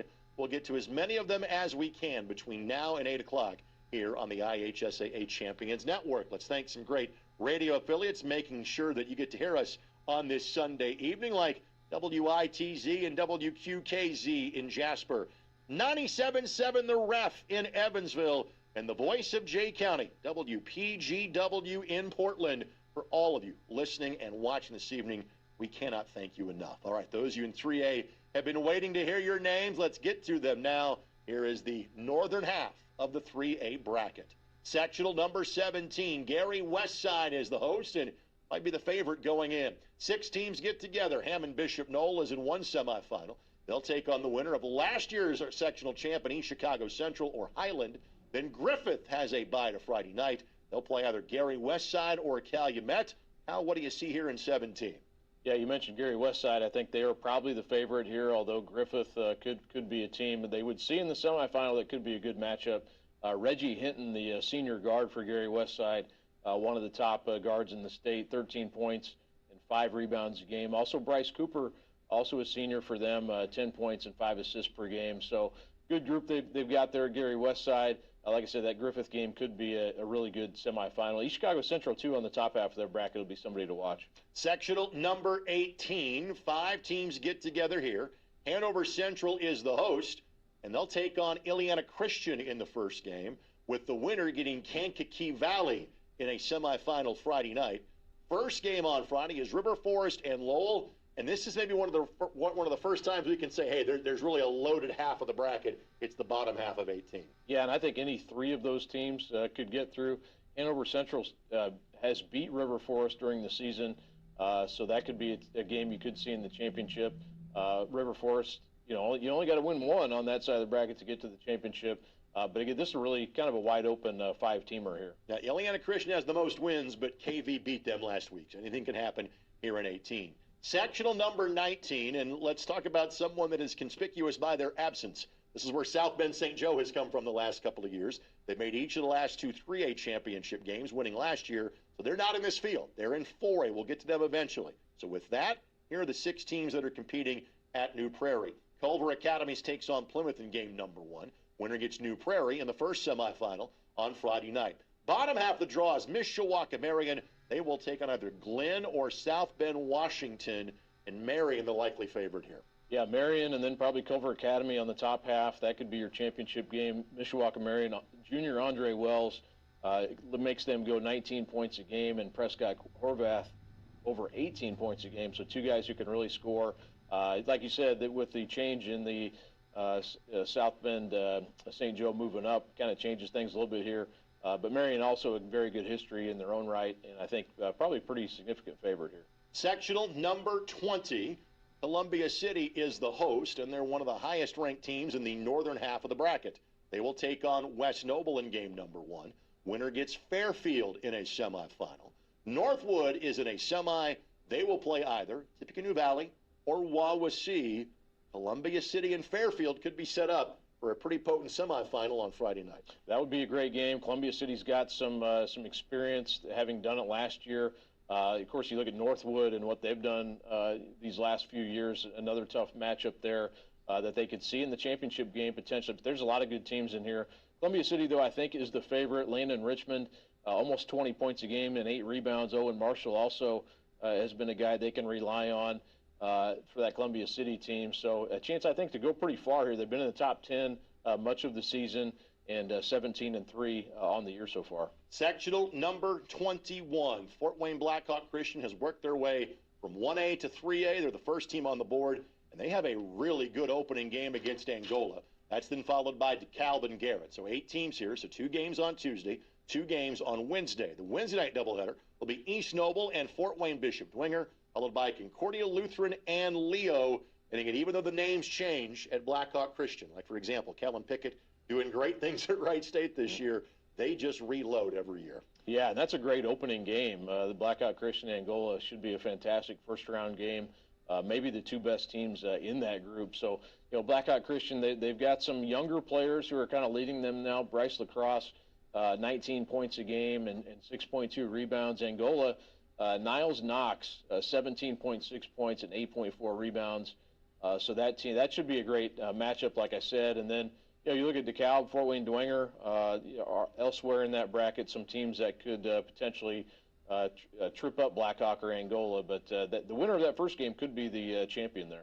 Loaded half, top half of the field in 21. Let's get to sectional number 22. Belmont is the host. New Haven has 16 wins. We'll get to them in a matter of moments. First, Norwell and Heritage in game number 1. Winner advances on to take on the Marion Giants in semifinal number 1. Belmont draws the bye. They await the winner of Mississinewa and New Haven. And again, New Haven, the team that kind of gets your attention here, Kyle, in 22. Yeah, I had a chance to see them up at the Kokomo tournament this year, and Tavar Baskerville went 7 for 7 from the three-point line in a game that I watched. I think they're a team. They're very quick. Get out and defend you, play end to end, and I think that's a team that, you know, with a pretty good draw there in the bottom half of that bracket. Another team to watch, you know, Marion could be a team again. They're always a team to watch with their history, and also Norwell as well could be a team in there. You get that Marion Norwell game in the semifinal, perhaps. That could be a really good matchup, but kind of like New Haven to get through here. Let's get sectional number 23. Logansport, the historic Berry Bowl, is the host site. 7 teams get together, and Logan draws the bye. They'll take on the winner of Twin Lakes and Northwestern in the first semi on Friday night. The Wednesday doubleheader will see Western take on West Lafayette, followed by Macanaqua in Peru. West Lafayette tops the group, Kyle, with 18 wins. Yeah, I think they're going to be – they really shoot it well from the three-point line. Jace Vogt, Ben Worth, Drew Whitlock, you know, they're top players. But you look elsewhere in this bracket as well, some good teams. You know, Western, Carter Biggs had a 25 – he's averaging over 25 points a game this season, had a 50-point game earlier this year. 36 of those were in the second half, so he can really score it, obviously. So that Western-West Lafayette game looks like a pretty good one in the first round. So, yeah, but I agree with you. I think Northwestern also a team in there. 15-4 on the season. They're in the top half of that bracket. 10 years for Northwestern since the last sectional title. Congratulations. Jim Gish got his 300th win as the head coach at Northwestern. Let's get to sectional number 24. Final group of this one, and what a way to end it. All of these teams having really solid seasons, and where else are we going to have this than the largest and finest high school field house in the world in Newcastle. Connersville draws the bye. They will play the winner of Jay County and Yorktown in game number 1. Connersville awaits on Friday night. Delta draws the bye. They will take on Newcastle or Hamilton Heights. All of these teams have double-digit wins. Jay County has 18, but Yorktown beat them earlier this year. Kyle, what do you see here in 24? Yeah, you look at all these teams, and they all kind of have beat each other at one point or another. They've lost to somebody in the bracket, so it looks like kind of anybody's game here. Jaden Comer for Jay County is shooting over 41% from the three-point line on the season, almost 16 points a game. Delta, you never count them out. They always seem to be playing their best this time of year. Lucas Bragg, 11 points a game, and Ryan Lynch, also a leader for them. Yorktown, Mason Trammell, 17.3 points a game. He's having a big year. That Yorktown team, 12-7. Yorktown Jay County, that's going to be one of the best early games, I think, of the tournament. Let's thank a few more of our great radio station affiliates carrying our program tonight across the state of Indiana. The voice of the region, WJOB in Hammond, 93 WIBC in Indianapolis and throughout central Indiana, Giant 96.5 in Shelbyville, and thanks to WLQI and WRIN in Rensselaer, making sure we get to you in Northwest Indiana. We'll get to the southern half of the bracket in 3A when we come back. More of your watch party pictures as well as you're watching and listening on the IHSAA Champions Network, presented by Indiana Farm Bureau Insurance. This is your IHSAA. Do you know what a high school athletic administrator does every day? A lot. Athletic administrators hire coaches, schedule referees, and organize games. They maintain facilities, purchase equipment, and arrange transportation. They prepare budgets, secure sponsorships, and oversee school safety. They coordinate volunteers, communicate with parents, and handle public relations, and so much more. Not only are they educators, but athletic administrators are mentors and marketers, accountants and HR managers, fundraisers, and problem solvers. They wear so many hats. They have to work long hours to do it all, and we couldn't play high school sports without them. To every athletic administrator in Indiana, thank you for everything you do to make education-based athletics possible.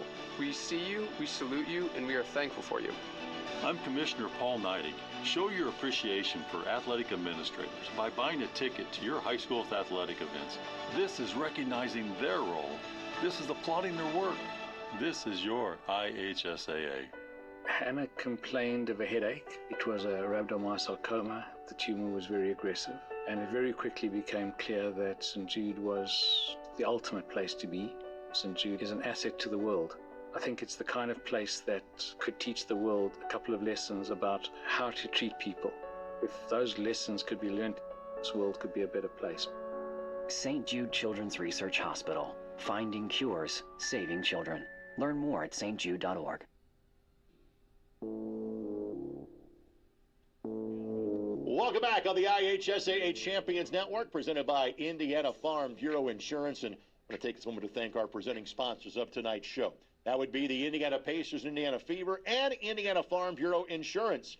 The Indiana Pacers, Indiana Fever, presenting sponsor, 116th Annual IHSAA Boys Basketball State Tournament throughout Indiana. And Indiana Farm Bureau Insurance is the official presenting sponsor of the IHSAA Champions Network, the most comprehensive state high school broadcast network in America. Thank you for your continued support of the IHSAA's 412 member schools and 160,000 student athletes. This is your IHSAA. Greg Rakestraw, Cal Nenrib, who's getting all kind of positive feedback, not just on the show, but on his style. Coaches were unaware he owned a suit. He's showing off his Sunday best here on this Sunday evening. Let's see your Sunday best in terms of watch party picks from across the state of Indiana. The aforementioned Southwood Knights getting together. They're potentially a sectional favorite in 1A North. Hauser is one in 1A South. Coach Moorhead's team looking sharp on this Sunday evening. And Rushville, we'll get to the Lions, and I'm so glad we mentioned Rushville celebrating the 100th birthday of Memorial Gymnasium. That happened earlier this month. Happy to get them on the program. Keep those watch party picks coming at IHSAA TV, as that reminder on the desk says. With that, let's now get you to the southern half of the 3A bracket. Sectional number 25. And talk about legendary buildings. Case Arena in Frankfurt hosting this one. Rebuff and Tri-West, really good game on Tuesday night. Winner against Lebanon in the first semifinal on Friday. Then it is Danville and Crawfordsville, Garin Catholic and Franklin, and probably Garin Catholic is where we start here, Kyle. Yeah, Garin, I think, got probably the better draw because you want to avoid Brebeuf and Tri-West probably as long as you can. But Lebanon also is having a good season, so that top half of that bracket really interesting. Garin did beat Brebeuf by 9 points earlier this season. Brebeuf playing their best basketball of late, though, but a very tough draw here. You got to get through Tri-West and Ryan Miller in that group. Miller over 14 points a game. Jake Grissom for Garin having a huge season, playing really well here lately, over 21 points a game for that Garin team. But like I said, Brebeuf, the Austin Ford, Chase Ford, very good players. Guard-led team this year for Brebeuf. And like I said, Lebanon has been playing well also of late. So really great venue here at Frankfurt, and then a really good group of teams here. Eagles have won sectionals 3 years in a row. Brand new head coach for Garin Catholic and Sam Gardner. Had a chance to see Danville on Thursday. A young team that's getting better. Got a good win against Cascade to Danville on Thursday night. Let's get to sectional number 26. This is hosted by Addicts, but they are playing it at Broad Ripple. So that way, there's more seats for you to go watch. Cathedral in Shortridge in game number 1 on Tuesday night. Winner gets Heron in the opening semi on Friday night. Addicts draws the bye. They will play either Purdue Poly downtown or Bishop Chatard. And Cathedral clearly is a team we are going to talk about. Addicts and Shortridge, though, could be contenders against Cathedral here in sectional 26. Yeah, I like Shortridge as a sleeper team. They need to get Eli Wilson healthy. He rolled his ankle a couple weeks ago, and hopefully he's ready to go for this game because they're going to need him against Cathedral for sure. Cathedral, of course, they are loaded with Keaton Aldridge, Julian Smith as their top players, but a really good lineup all around there for Jason Delaney. Addicts on the other half of the bracket, probably a pretty good draw for them. Dizon Hall, almost 29 points a game for this Addicts team this season, so a high-scoring guard who can really fill it up. Wilson was almost 24 a game for Shortridge, so you got some high scorers in this group here. This is the rarity that Cathedral and Addicts didn't play each other in the city championship game, so they have not met yet this season. Sectional number 27. This is held at the Morris Pollard Gymnasium at Speedway. Edgewood and Owen Valley meet in game number 1.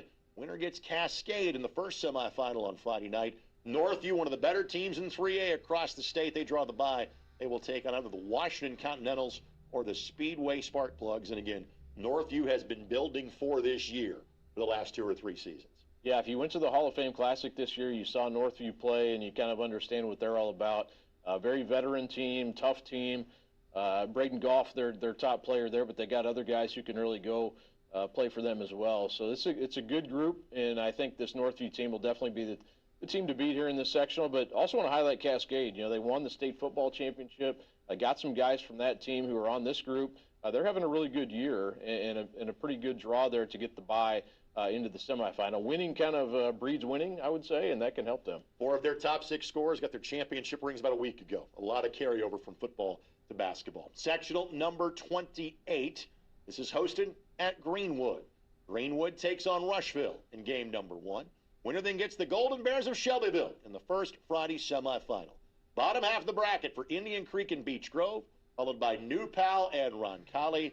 Shelbyville is a team that gets your attention off the top here. Definitely does, and this could be their year. That's been a long time coming to try to win a sectional championship at Shelbyville.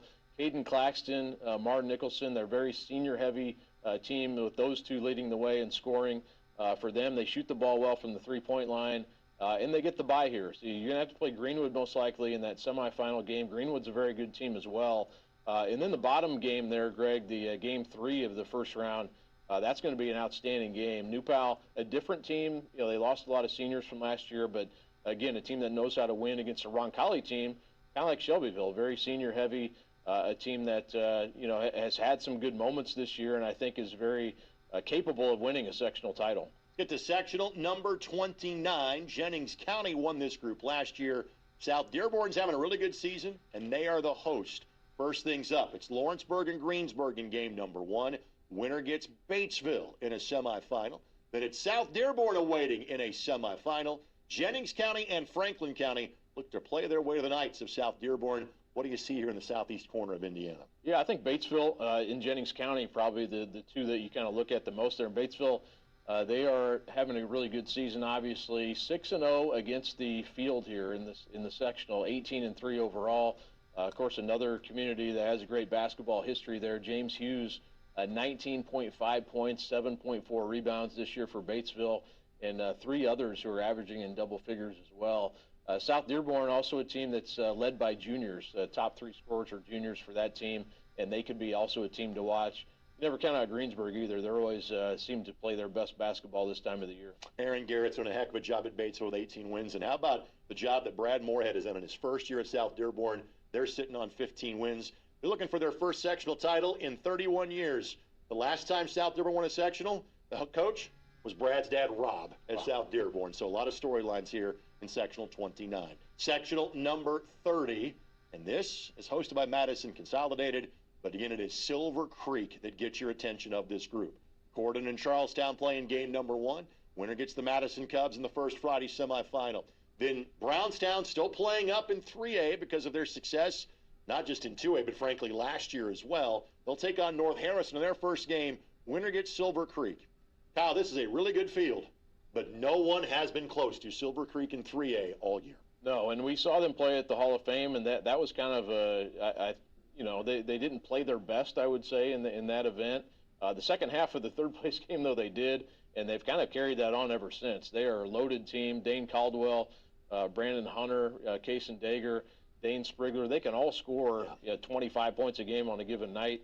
They're loaded, and I would, talking to a lot of people these last few weeks, people are kind of thinking they're going to win this 3A title, or at least play for it when it comes down to it. So a lot of that comes with some pressure, I would say. And this is a group of teams here that Cordon Central played them close the other night for a while. That was a good game. Charlestown's got a really good player in Anthony Fresh, so there are some teams in here that can give them maybe give them a run, but Silver Creek, man, is very, very good, especially on offense. They can really fill it up. Simply put, they're one of the best teams in the state, period, regardless of classification. Let's get to sectional 31. And, record might look a little off, and we'll tell you about this story in a matter of moments. First of all, the draw. Princeton made the semi-state last year. We're playing with the Hatchet House. How awesome is that? Princeton is in a semifinal. They await the winner of the aforementioned Hatchets and the Alice's of Vincennes Lincoln. Southridge draws a bye as well. They'll take on either rival Jasper or Gibson Southern in a semifinal.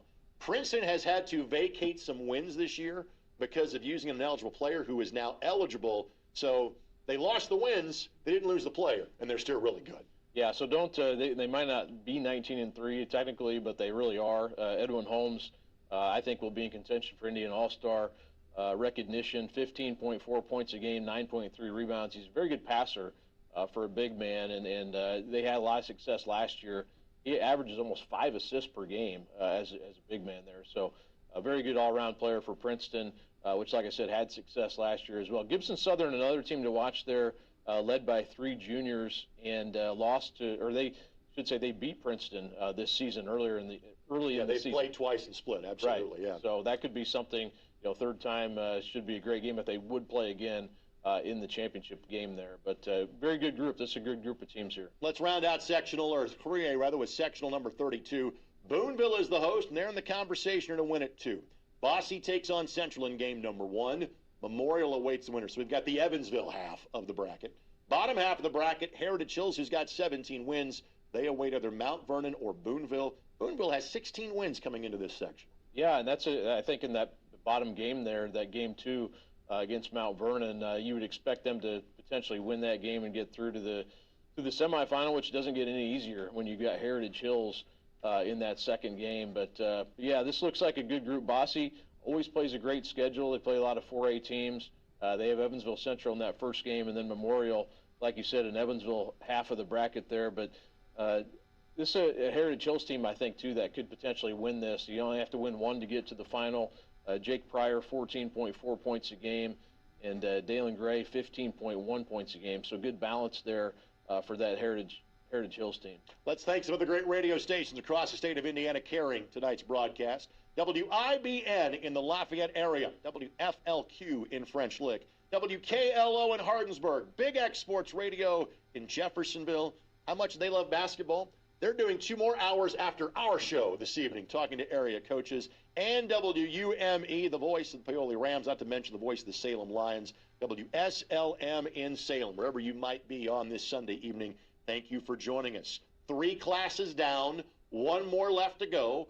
That would be 4A, and the northern half of the bracket comes your way next on the IHSAA Champions Network, presented by Indiana Farm Bureau Insurance. This is your IHSAA. In 49 states, it's just basketball. But this is Indiana, home to great high school and college teams, and to the pros with your Indiana Pacers. Join us at one of the world's best basketball arenas, Gainbridge Fieldhouse, and cheer on your blue and gold. For schedule or ticket information, visit Pacers.com. That's Pacers.com. Your Indiana Pacers, a proud sponsor of the boys' IHSAA basketball tournament.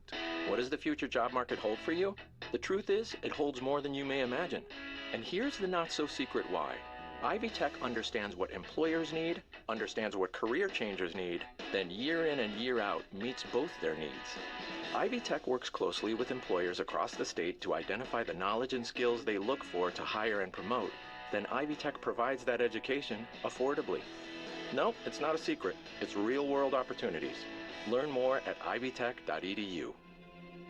We all come together and stand together to serve our veterans. We invest in the latest technology. We take the time to train the next generation of doctors and nurses. We work together to make sure we heal their bodies and their minds. This is our mission. More than 300,000 of us working as one, together with families and loved ones. No matter where they live in this country, we'll be there. We stand strong, united. Stand with us in caring for our veterans. For those of you that are viewing on the IHSAA Champions Network, the glorious and famous IHSA ping pong ball machine is what is on your screen right now. It got its workout earlier this week when we conducted the draw. We will crank that bad boy up live on Sunday, March 15th for the semi-state pairing show. You can see right here on the IHSAA Champions Network. Again, Greg Rakestraw, Kyle Neddenrip with you until 8 o'clock Eastern Time, 7 o'clock Central Time, for a handful of counties in the northwest and southwest corners of the state. The Zionsville Eagles, they will be in sectional number 8. We'll get to them on the back end of this segment of the show. Crown Point is one of the best teams in the state, and they'll be up in the very next section that we will show. And the Cavemen of Mishawaka also getting together. They will be coming up in a matter of moments. Let's get to the northern half of the draw. Now here in 4A, we start in sectional number 1, and clearly that is where Crown Point is the favorite, and they are the host. 5 teams here. Tuesday night has 1 game. The Governors of Hammond Morton against Lake Central. Winner gets the Munster Mustangs in semifinal number 2. First game on Friday night is Hammond Central and Crown Point, and I think the question is about Crown Point in this section. I think it's about Crown Point later in the tournament. They've been knocking the door. Can they make their way to Gainbridge Fieldhouse? Well, the issue for them has been Fishers, Yep. and Fishers is an issue for a lot of people, but this is a team. We saw them at the Hall of Fame. Obviously, very good team, and they got Kingston Rhodes back, who I think is a big key for this team. He was injured for a little while there, but getting him back is a big deal for them. Dikembe Shaw, obviously the guy that makes them go, 20.2 points a game, 6.4 rebounds, but a really good group around him. A lot of good pieces for Clinton Swan this year, and we'll see if they can break through. First, you got to win this sectional here. It's a 5-teamer, and the other team, Lake Central, I think, another team to recognize. Noah Enyart, 6'3" senior, 17 points and 8.4 rebounds per game. Ryan Sexton, their coach. Lake Central's a good, well-coached team, but I think Crown Point's probably got a little too much there. Sectional number 2. A couple of quality teams here. 5 teams get together, and those 2 top teams play each other the opening night. Chesterton and Portage, that's 35 combined wins between those 2 teams. Winner gets the Merrillville Pirates in the second semi on Friday. Top of the bracket for Hobart and Valparaiso, and there haven't been that many Tuesday night kind of jaw-dropping matchups yet. How this is one of them. Yeah, Chesterton and Portage is going to be a great game. Chesterton comes in, they're 17-4, Portage 16-3. Chesterton won 65-55 during the season. Logan Picorni, 14.2 points a game. He can really shoot it from the three-point line. And Bradley Basila, 13.2 points and about 6 rebounds a game.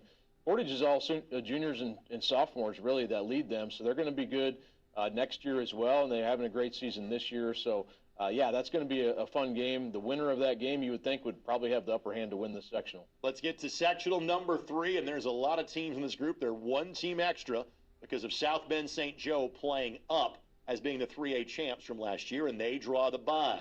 They get the winner of Mishawaka and South Bend Adams. Bottom half of the bracket for Penn and Michigan City, South Bend Riley and LaPorte. At the top level, this has been as good of a season in the South Bend area for hoops as they have had in a long time.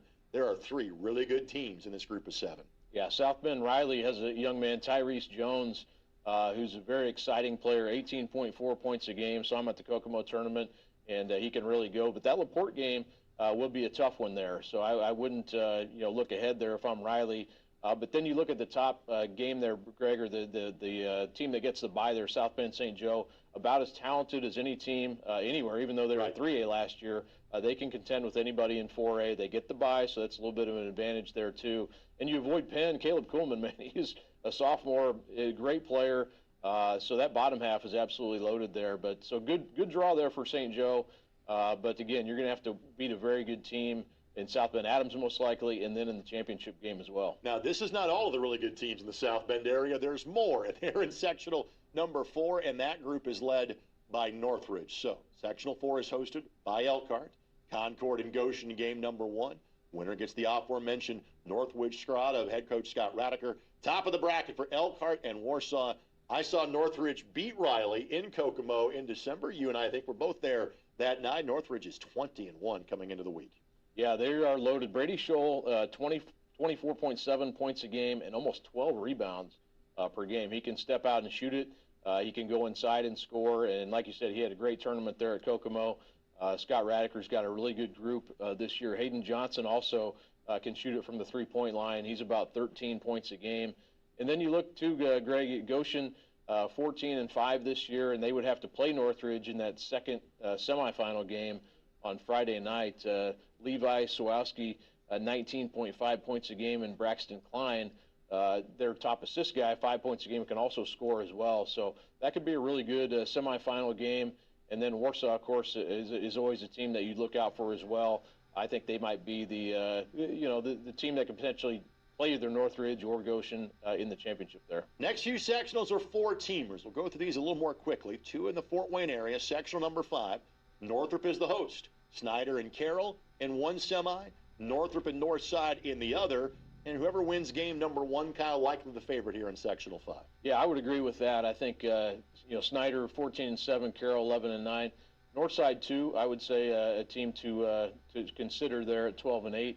Xavier Wilson for Snyder, over 16 points a game for that Panther team. Carroll, a couple guys averaging about 12.3 points a game. They're pretty balanced this year. But that Snyder-Carroll game should be a good one. Carroll won by 6 earlier this season. The other sectional in the Fort Wayne area is sectional number 6. Everybody of that group has 12 wins or more. Now, this is going to be hosted by Huntington North, Southside and Homestead, Huntington North, and Fort Wayne. Wayne has kind of been the really cool story of Fort Wayne basketball the last few years. This year it's the Archers of Southside that get your attention. Yeah, Southside having a great year. They have 6 players averaging between 8.1 points and 13 points per game. So a lot of balance on that Southside team. But I also kind of like that Homestead team. Had a chance to see them play recently. Mac Welker, 21 points and 10 rebounds per game. Very good numbers in his junior year. And then Jake Coleman, the game I watched, he shot the lights out. He's about 13 points a game and almost 4 assists per game. So Homestead seems to be playing their best right now. So that first game, Southside Homestead, should be a good one. Homestead did beat Southside when they played in the Summit Athletic Conference earlier this year. Sectional number 7. Last year, Harrison ended a lengthy sectional drought. They may go back-to-back. The Crawley Center hosts this one. Again, action waits until Friday night. McCutcheon and Harrison, Jeff and Kokomo. You could probably make a case for 3 of the 4 teams winning this one, Kyle. Yeah, I think so. The Kokomo's got, they've got quite a bit of talent. But Harrison and Lafayette Jeff, too, I think are teams that have a chance to win this one. Kokomo, Corbin Hamill, almost 19 points a game and 4 assists per game. And DJ Nash, one of the best sophomores in the state, over 14 points a game. Brody Baker for Harrison shoots an incredible rate from three-point line, 48% from 3 and scoring almost 19 points a game. So that's going to be a difficult assignment for Kokomo there, but against Lafayette Jeff. and then Harrison on the top side of the bracket probably gets a little bit better draw. Let's get to sectional number 8, final for this one. And again, we call it the Hamilton County Sectional. We annex Zionsville for this sectional a couple of weeks every year. Noblesville and Zionsville, winner gets Carmel. Fishers, who has lost twice in the last 3 seasons, won the state title 2 years ago. They await Westfield and Hamilton Southeastern. And the same question we had last year, we have this year. Can anybody get to Fishers? Yeah, and I think if you, the 2 teams that they could see are both playing very good basketball right now. Westfield took them to overtime not too long ago. HSC has won 6 in a row. So 2 teams that are trending in the right direction at the right time.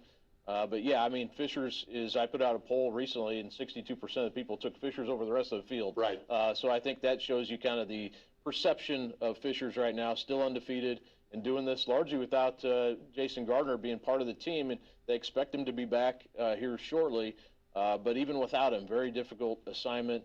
Cooper Zachary, 15.6 points a game, almost 6 assists per game, and 45% from 3. Kai McGrew also having a big year. And then Carmel, Greg, on the top half of that bracket, been very good throughout the course of the year. They stumbled a little bit here lately against a couple teams. Warren Central beat them the other night. But I think they're well equipped to take on Fishers again if they can get there.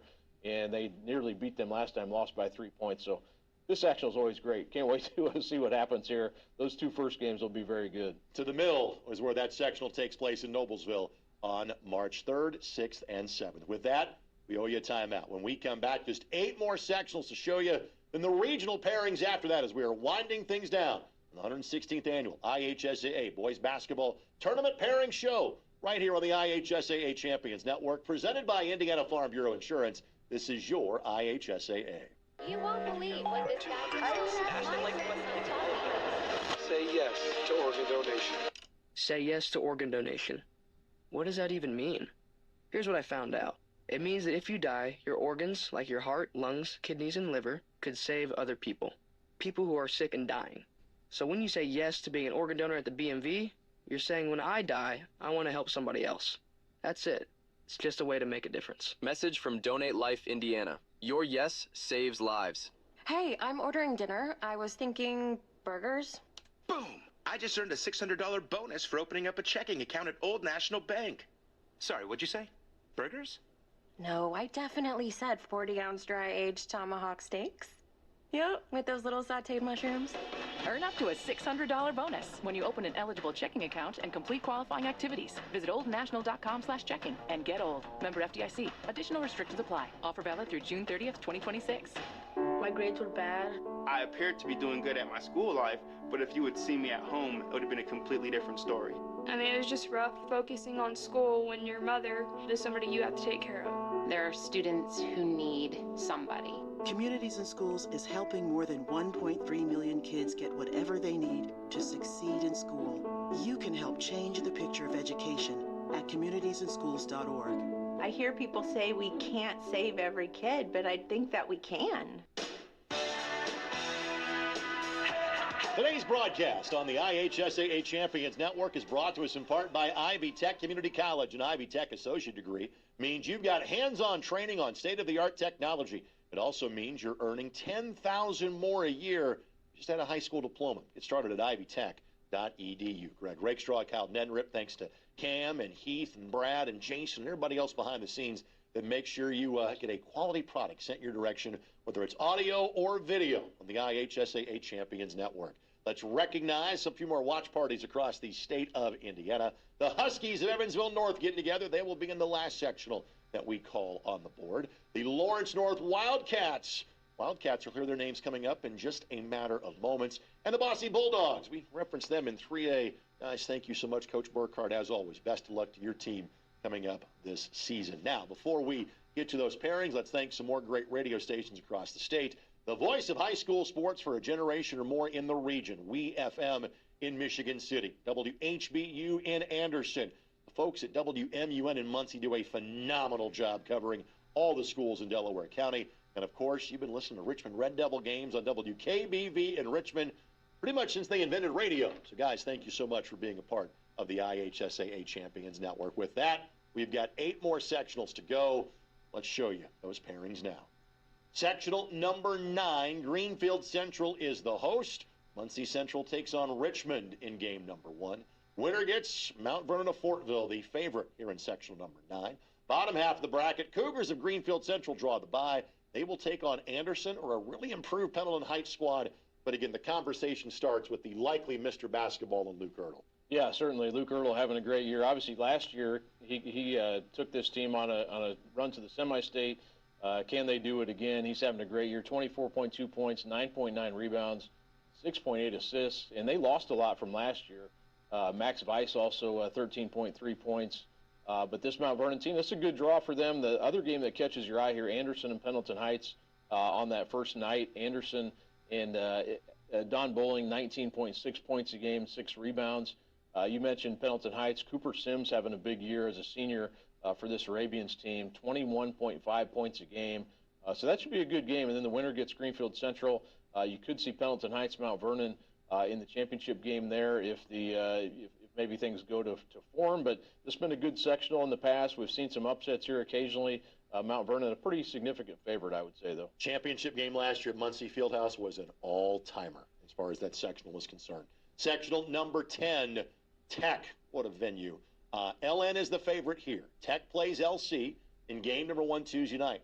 Warren Central had their best win of the year. They await in the semifinal in game number 2.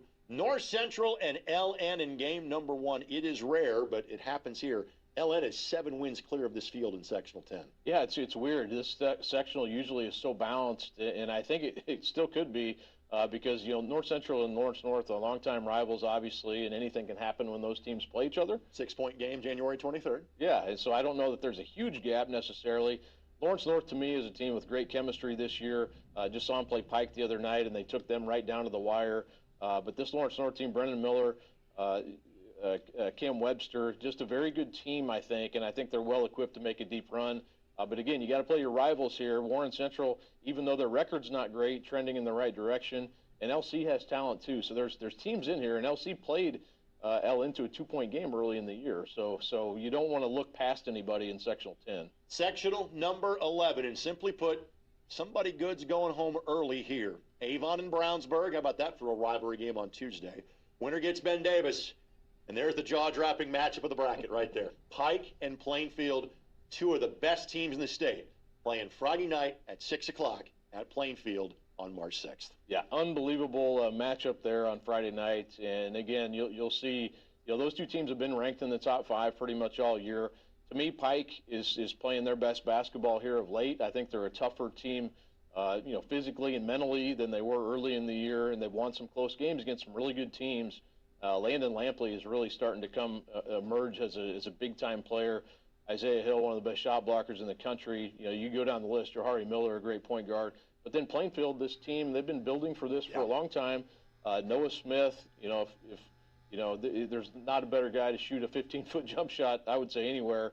But Landon Gilead, they've got a great group there, Harper Baker Land. So that game is fantastic. And then you look at the other side, too, Ben Davis capable of doing some damage. And then Brownsburg came from this very spot last year and won 3 games. They were 5th of the 5 going in, and they won the sectional, winning 3 times. So sectional number 12, this is the sectional of opportunity in the Indianapolis area. Southport and Center Grove, game 1. Winner gets Mooresville, the host, in the first Friday semifinal. Perry and Decatur Central in game number 2. Franklin Central awaits the Hawks. Hawks have not won a sectional title in 21 years. They just might be the favorite of this group, but Center Grove has beaten them earlier this year. Yeah, they did. And to me, this is a real chance for Decatur because this sectional is wide open, as you said. I think that first game is going to be a good one, too. Southport, Center Grove, I think is a very even matchup.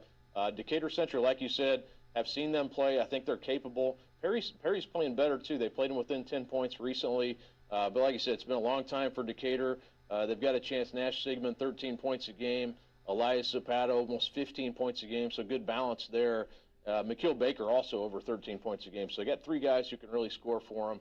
This might be Decatur's year, but again, stranger things have happened. They still have to win 3 games to get it done here. Sectional number 13, hosted by Martinsville. Game number 1, Martinsville and Bloomington South. Winner gets Terre Haute South in the second semifinal. Bloomington North and Terre Haute North. And again, it's likely Terre Haute North and Bloomington South. And that game, when they played in the regular season, went to overtime. Yeah, Terre Haute North, one of the hottest teams in Class 4A, beating some really good teams, including Plainfield. Correct. Plainfield went in there and lost in a tight one. So Terre Haute North, and they're a team that seems like traditionally playing their best basketball in March. Have 4 players averaging in double figures, so you can't just key on 1 or 2 guys. Really like that team. I think they've got a chance. You never count out Bloomington South and J.R. Holmes either on the bottom half of that bracket. But Bloomington North also has talent too. So good group of 5 teams here playing in Martinsville. Sectional number 14. Whiteland won this group last year. The legendary Stearman Gym hosting by Columbus North. They'll get their rival Olympians in Columbus East in the Friday semifinal number 1. The aforementioned Warriors await the winner of East Central and Franklin Community. What do you see here in Sectional 14? Well, I think the question is, can Whiteland? They're 17-5. They won the sectional last year. Did lose to Columbus North earlier this season. Lost by 4 points. But I think 2 wins over Franklin. That's a team they could see again in the bottom half of that bracket there. But really good team again. Dane Kuntz, 15 points a game. Kyle Edwards having a good year for them. So I think Whiteland the team to watch. But there are some sleepers in here. Some teams, even Franklin, I think that could give them some trouble. Columbus North and East, that should be a really good game as well in that other semifinal. Sectional number 15. After Jeffersonville made their run to a state championship last year, it might be New Albany's time again. Let's give you this group of 6. Floyd Central and Jeffersonville in game number 1. Winner gets the host Seymour, then the first Friday semifinal. Stars of Bedford North Lawrence draw the bye to Friday night for the 7:30 game. They will take on New Albany or Scottsburg. And Scottsburg playing up for a second straight year after winning the 3A championship the year before. But it's New Albany Bulldogs, and again, they are young and talented. They are. I've had a chance to see them a few times this year. They played up here on occasion, and Noah Washington is as good as anybody. And he's a young guy, underclassman, who's going to be around for a while.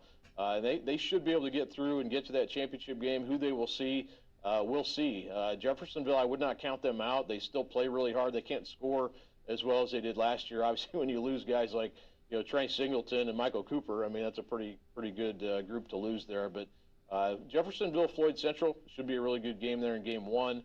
And you talk about these venues, and how about Seymour? That's another great place to watch a basketball game. No doubt about that. Sectional number 16, the 4 Evansville schools in the 4A classification. We showed you the watch party for the Evansville North Huskies. They're the host. They'll get Castle, a team they played and beat on Friday night. Wrights and Harrison in the other half, and it's the Huskies that get your attention, Kyle, with 17 wins.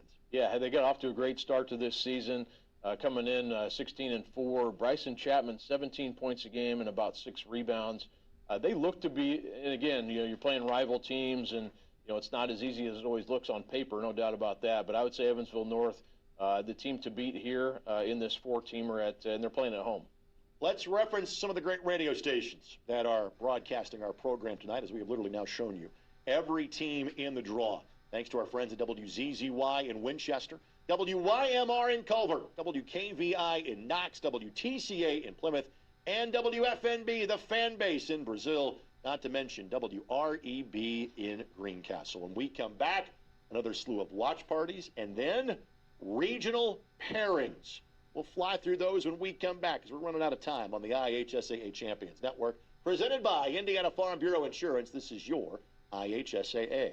Your Indiana Farm Bureau insurance agent is here to help you navigate all the ins and outs of insurance. That's right. Julie's always there for me. She's the best. Nice. Your agent knows. My girl Julie. Jules, the crown jewel. Julie Jukebox. Yours, Julie. When you've got an agent who knows... Jewel Belt. Jewel Log. Julie Noted. You call your agent all these nicknames? Not yet, but I totally could. It's all cool with Jewel. Get to know an Indiana Farm Bureau insurance agent, and you'll never have to go it alone. Indiana Farm Bureau Insurance. Let's insurance together. In 49 states, it's just basketball. But this is Indiana, home to great high school and college teams, and to the pros with your Indiana Pacers. Join us at one of the world's best basketball arenas, Gainbridge Fieldhouse, and cheer on your blue and gold. For schedule or ticket information, visit Pacers.com. That's Pacers.com. Your Indiana Pacers, a proud sponsor of the boys' IHSAA basketball tournament. Hi, I'm Arielle Winter. If you're anything like me, your pets are not only your best friends, they're part of your family. American Humane, which has been rescuing animals like Cleo here for more than 100 years, has life-saving tips that can make a big difference in a disaster. when disaster strikes, you want to protect your whole family, including your pets. To help keep your family safe and help our best friends in their worst times,